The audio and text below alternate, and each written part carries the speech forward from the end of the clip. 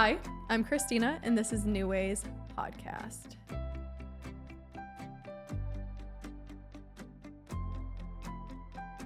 Today, my guest is Sarah Waka. Thank you for being here with me. Yes, thanks for having me. I'm so excited to get into this topic today. We are going to be discussing conscious health and wellness. And I'm obsessed with health and wellness because I do believe in like mind, body, spirit. And when you are not physically well, your mental suffers as well as vice versa. So I'm really curious, what do you think conscious health and wellness is? I think simply put, just it's a lifestyle that can then lead to other facets of conscious living. That's what I teach with my coaching is how to get conscious so that you can make conscious decisions that then you can take ownership and responsibility of and put that into action and have it just be this day-to-day thing. We live in a very Western culture. I'm from Japan. My upbringing was kind of split between both cultures. And so I really got to experience how the West lives and then how the East lives. And, Japan is very simple. Like growing up, my breakfast was warm. Here it's cold. Yeah. Like it could not be more opposite. And when I started diving into things like gut health, it was very evident to me that, having warm liquids is very good just for stimulating and activating and waking up the body, good for your gut health, all these things. But, one thing I say is, and also we're very stuck on trends here. We are. Like diets, fads, trends. I don't focus on any of those. I focus on the lifestyle, your day-to-day habits, your day-to-day standards, because your habits are your standards. Definitely. If your standard is to have, fast food every day, that's your lifestyle. And that's a standard for you. Yeah. And that's okay. But if you want something different, then you also have to change your standard, which, it's all kind of interlinked. Your habits, your standards, your reality, they kind of define you, and then you are the outcome of that. Oh, definitely. I'm curious why you think that we are such a trendy type of environment, like community in the United States. Why do we tend to follow trends versus just doing one thing that kind of works for us or trying to implement every single day, like just being conscious and then going with the flow of where our body is telling us it needs? Why do you think we're so quick to jump on the next fad? I think we have a lot of overstimulation that, at least for me, I did not have growing up. I didn't have cell phones growing up. It was very much like dial-up era. And even when I was in Japan, when I was in middle school, we started to have the flip phones, and all of that technology didn't come out until I was in high school in America. But like, I can tell you, my childhood was very simple, like always in nature, reading books. My parents had rabbit ears, like very, very simple. They didn't really believe in wanting to, be in front of a TV all day long. And of course, in Japan, I grew up kind of playing games, like the traditional, like Mario Nintendo games. Yeah. But even then, it was very active. Like I played sports growing up. And so I didn't have distraction of just like being on anything other than just what was in front of me and just living in that moment. And so my entire childhood, I can tell you the memories of what I did and what I didn't do because I was engaged. Yeah. I was engaged in moving the body. And when I was for college, I really wanted to study the human anatomy. And so I went into massage therapy school. At the time, the school that I went to was owned by a company out of London. So it was very British standards. And this was actually in Utah. And they were, they had a contract with University of Utah. So we were part of the cadaver labs. And so I got to actually experience the physical human body. And once I realized how the body functioned inside out, I mean, it just kind of made sense from there. And that dove me into nutrition. And I'm like, okay, if this is how the body functions when it's healthy or when it's not healthy, like things just became very simple and clear for me. And I think one of the biggest things that I find, and I continue to find more of, especially when I travel, is the level of marketing.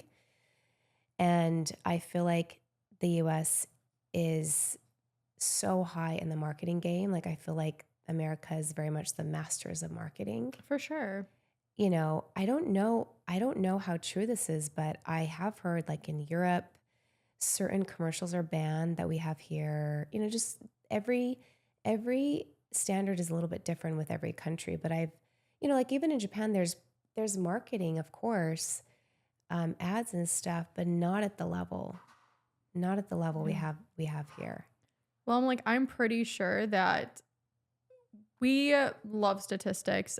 Companies will actually hire people in the advertisement industry to market towards people, like toward their emotions, to like the quick dopamine fix to make us more addicted to like, honestly, I was going to say, I feel like we're so quick to jump to like the next fad because we are kind of like programmed to chase dopamine for one, chase these Yeah. highs of trying something new. But also, I feel like we're appealed to the emotions in a sense where like you could always be doing better. Hmm. Like there's always something to be fixed. Yeah. Where my approach to health is I'm like, for one, are you doing this because you love yourself or you hate yourself? So I believe that is a huge difference. Yeah. As well as I'm like, I spent so many years thinking that like I constantly need to heal and this and that. There's always something I can be improving on. But once I realize I'm like, I'm exactly perfect how I'm supposed to be right now, and everything else I'm doing for myself is an act of love. It's an act because I want to be able to like be the best version of myself versus like I'm broken. I just Hmm. think we do love to fixate on like there's something we need to fix about ourselves. And I'm like, to me, that's just not a good undertone to have when approaching any type of health, regardless if it's your physical health or your mental health. I'm like, you Yeah. need to be nice to yourself and you have to want to do it for yourself from an act of love, not because somebody else is telling you to do it, not because it's a cool thing to do right now or you think it's going to be a quick fix. Yeah. So I think that's one of the reasons why I think we need to kind of slow down, like you said, and realize what's really going to work for us and listen to ourselves and treat it as a lifestyle and make it truly for who we are because everybody is so different. Hmm. I'm in the medical field, and the one thing we say, everybody wants a quick answer. They're like, how long is my healing going to be? How long is the surgery going to take? And I'm like, everybody is so different. We can give you an idea, but just because one person responds this way does not mean you are. So I do think really living consciously is the key. Yeah. So it seems like you've really found a way to implement this in your life. How do you think people start implementing it in theirs? What do you think is key to get away from this whole fad, like crash dieting, crash type of workout, health style, and go into something more wholesome and intuitive for themselves? Yeah, I mean, I can just speak from experience, like giving some clients that I've worked with over the past couple years, because, like you said, everyone's looking for a quick fix, but Mm-hmm. that's also, I think, part of the programming. And really, what I teach with my holistic nutrition, I call it like a lifestyle.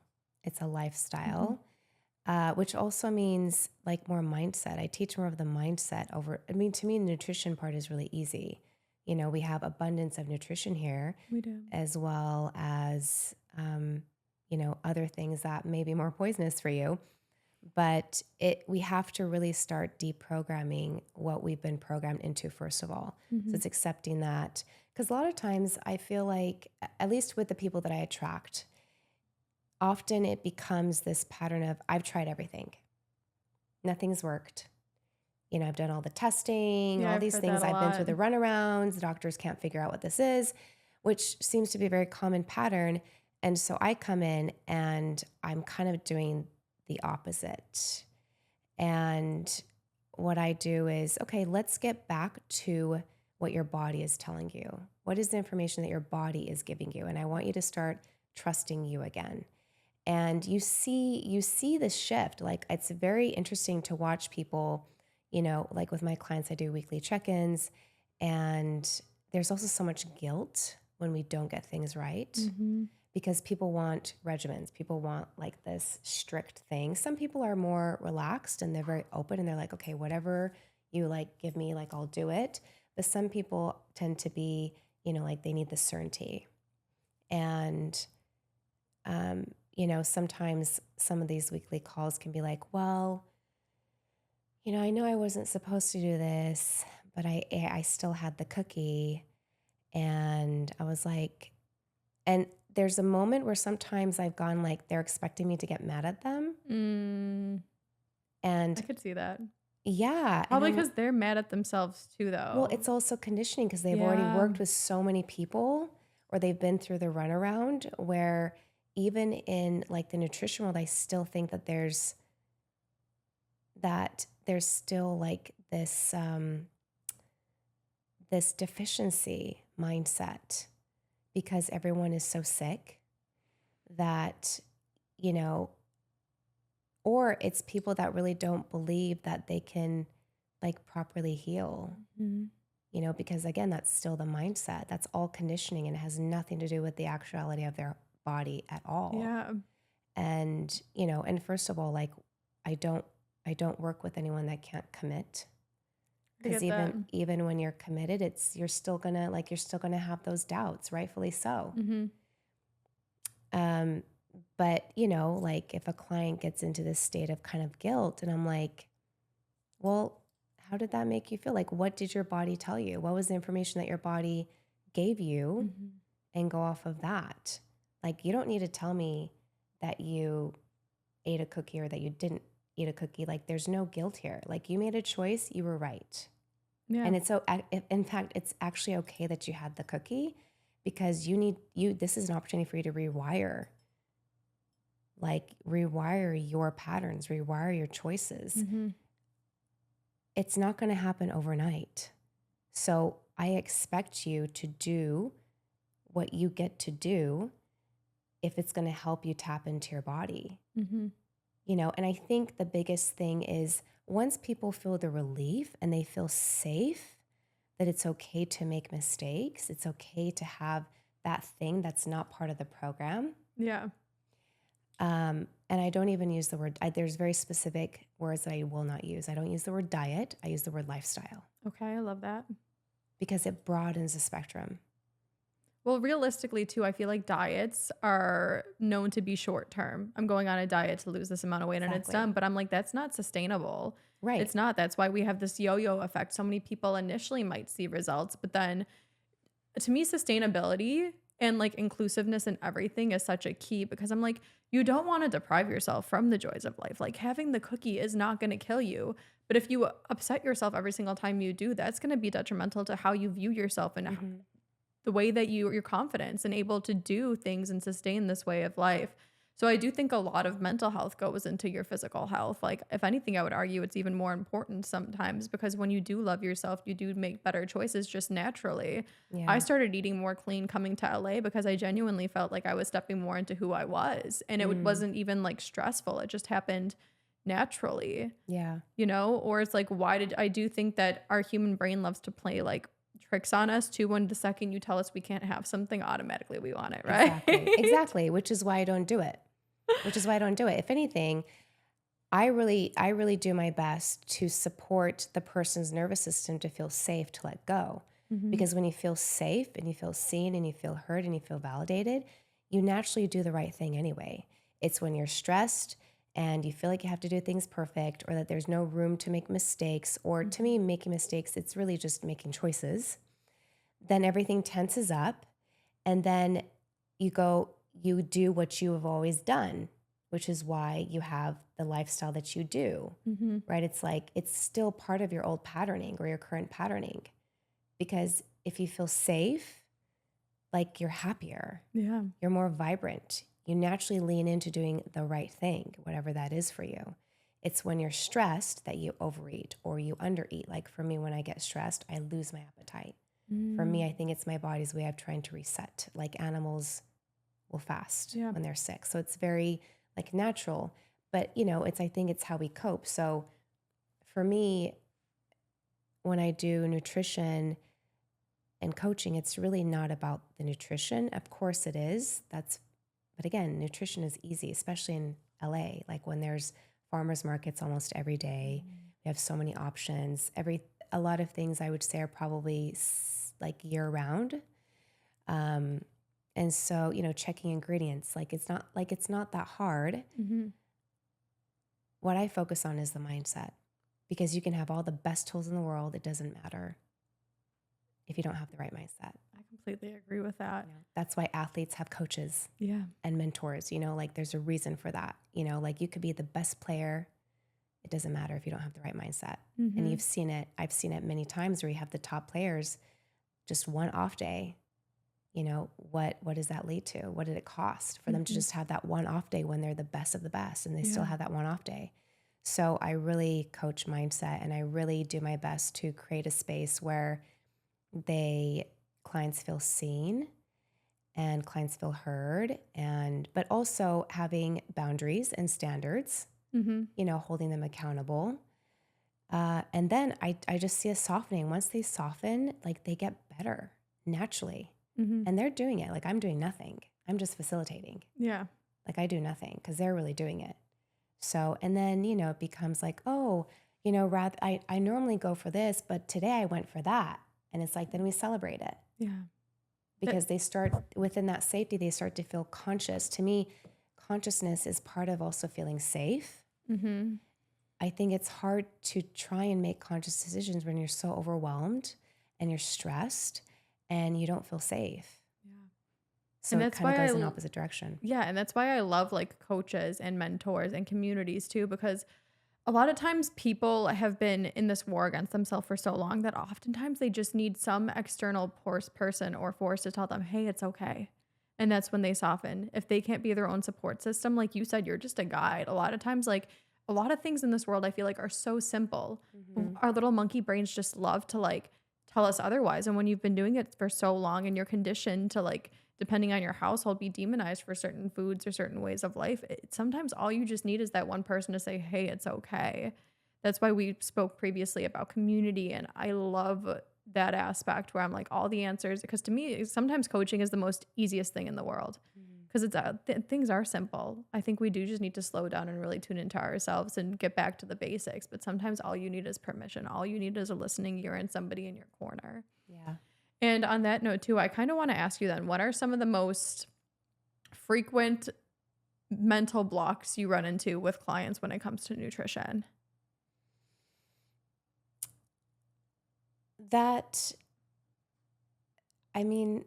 they're not worthy, or that they can't do it, or it's too hard. The excuses are the same, but it all stems from fear. It all stems from, they've been living in this state for so long, but again, I think it helps when I really have that kind of like discovery call with someone to really engage on like, how committed are you? Because while certain areas may be more simple than other areas, like this is also a time of discipline. And if you're really ready to get into a new phase, a new body, a new mindset, then it is going to be work, and you're going to work at it. Yeah. And I say very clear, like, it's not going to be perfect. Like that's just something that you can just erase and not even think about, because you get to just live the human experience, enjoy the ride, trust the process. And if you need anything, I'm here. But I think like anyone, it's, I think it's the battle. I see, even for myself, like I'll see the battle. Like I take people through, like Parasite cleanses, which is part of my program.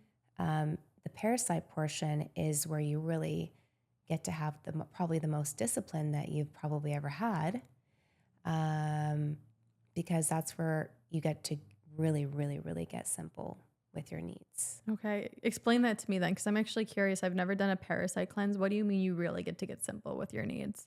What does that entail? Just because I'm curious. Yeah, it's honing in on, and everyone's a little bit different based on where they're starting from. Some people, I've had like male clients that are used to water fasts and they've done intermittent fasting. So to me, it's a very disciplined, aware, more conscious state of intermittent fasting.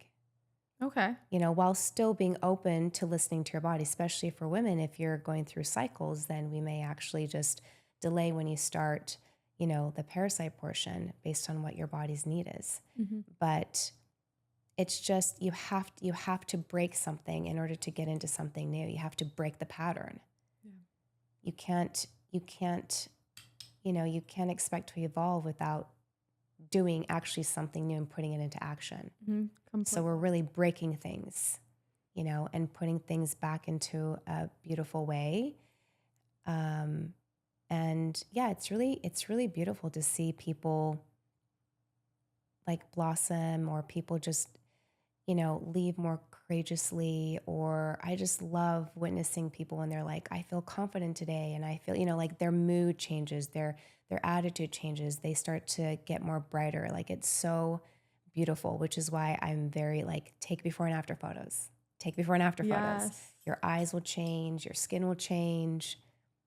And I feel like people do really like to see the results, because oftentimes when we're in it, I say it all the time, when you're in the frame, you can't see the picture. Yep. So a lot of times, like when people are in it, they are getting results, but they can't see it because they see themselves every single day. So I do love, I'm such a big person on reflection, to be honest with you. Whenever I start doubting myself, saying I'm not doing enough, or saying that like I haven't made any progress, I just remind myself of where I was like a few years ago, a few months ago, a few weeks ago. And I feel like that's often what we forget, is to look back and actually recognize our progress and be proud of what we've done. And it proves that you are capable of good things. And I feel like that goes into so many other aspects of life. Then how you do one thing is how you do everything. So regardless if it's you taking your health serious right now and realizing you can do the hard thing with that, next thing you know, it's like the new job you want to go after, or like the new move you want to make. So I really, really love that you said that. When people first start with you, or if somebody's on their new health journey, they're like, I might just want to lose a little bit of weight. I want to start eating healthier and making more nutritional options for my body to nourish it. What would you recommend if somebody just wants to start slowly to flip their life right now? I'm not talking big picture, little sustainable steps. Start getting active in your local farmer's market. If it's available to you, start reading ingredients, start meditating, start focusing on your breath, you know, like master your triggers, like little things. Start drinking more water. The average person is extremely dehydrated, and we're made up of water. You know, like the quality of water makes a big difference within our system. So, but they are small shifts. Yeah. And it happens every time. Within like the first week or 2 weeks, the moment people start feeling better, meaning like reducing inflammation, they're sleeping better. Because again, it's hard to make the right choices when you're in pain. Yeah. And so most people are starting from, I'm in pain. I know I want to be here, but I don't know how to get there. And so I help them bridge the gap. And so once people start feeling better, just reducing inflammation is huge. Just by them getting a little bit of restfulness, because I always say like sleep and rest are two different things. Then all of a sudden they're in the right mindset to be like, hey, like, what do you use for toothpaste? And what do you use for shampoo? And what do you use for skincare? And what, you know, now they're asking me, because now they're starting to see the big picture, and it's not just about what you eat. It's about how you do life in general. Definitely. And like you said, how you do anything is how you do everything. And so, you know, I work with different brands and companies that I really value and love, that I've been using for many, many years, that I'll, you know, share and offer. But that to me is the lifestyle. It's not, people get so focused on like organic juicing and all these things, but it's like, okay, but if I were to walk into your home and you have all this organic food and you have your natural spring water, your alkaline water, but then I check under your sink and it's full of toxic chemicals, then this is also an area that you get to perhaps think about as well. Yeah. And just even the smell of these fragrances are so toxic. And something like produce being near these toxic chemicals, like the produce absorbs it. Yeah. So, you know, I really try and give people like a big picture in terms of like, this isn't just about eating organic or drinking clean water. Like this is a full-on lifestyle transformation. Oh, definitely. And I have fun with it, you know, I have fun with it. So to close out, what do you think is the most fundamental thing to starting to live more consciously healthy and well? Well, I think you must have a desire to want that for yourself. Because often what I see too is when people start getting healthy, they want it for others and they realize that the work wasn't just about them. Yeah. And of course, you can always, work with someone like me or like you to help with that process. But also just simple things like get curious. Get curious about what you are putting on and in your body every day. The ingredients are right there in front of us every day. And we don't think or we don't question it. And yet we are consumers. Yeah. And so just get curious, start reading labels, start reading ingredients. And if you don't know what they are, then we have our phones that we are attached to 24/7. So the availability is it's here. We just have to tap in and leverage these tools that we have for us for good and just one step at a time. And I always say, like, just be patient with yourself, because even for myself, I see a lot of clients that they're just hard, as if it needs to be some other way. And it's like, no, it doesn't need to be any other way than it is now. Like, all you have is right now, and that's perfect. So if you're frustrated, then great, be frustrated. If you're at ease, then great, be at ease. But just get curious, have fun, don't take it too seriously. But yeah, like, just start reading labels around the home. Everyone has plenty of products to go around. Yeah. To just start checking ingredients and labels and what they're actually bringing into their home, and start making it feel like your home. Thank you so much for that. I do think it can seem hard, and I'm not saying that it's not, but it also seems so simple at the same time, how it's like easier said than done, most people will say. But I'm like, once you get into it, you guys, and this is coming from somebody who never used to look at a label, it gets easier as you do it. And the more you learn to love yourself and enjoy the process. Yeah, and it's a practice, but it gets to be a willing practice that then once things start like unleashing, you're like, oh, this makes sense now. Oh, this was linked with that. Like, it'll just start and like let things unfold for you on your behalf. Like, it'll click. Yeah. And like you said, it does get easier. I mean, I've been doing this for, my goodness, like 18 years, and I'm still learning something all the time. But I love learning. Like, I geek out with that. So yeah, just start from your home.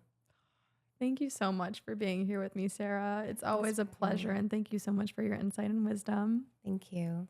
And for our listeners, I will go ahead and link in our bio below everything about Sarah, how you can reach her. Please reach out if you do want to live a more conscious lifestyle. And on that note too, also thank you guys so much for listening. Until next time, I love you. Boom. Yay. Thank you. Thank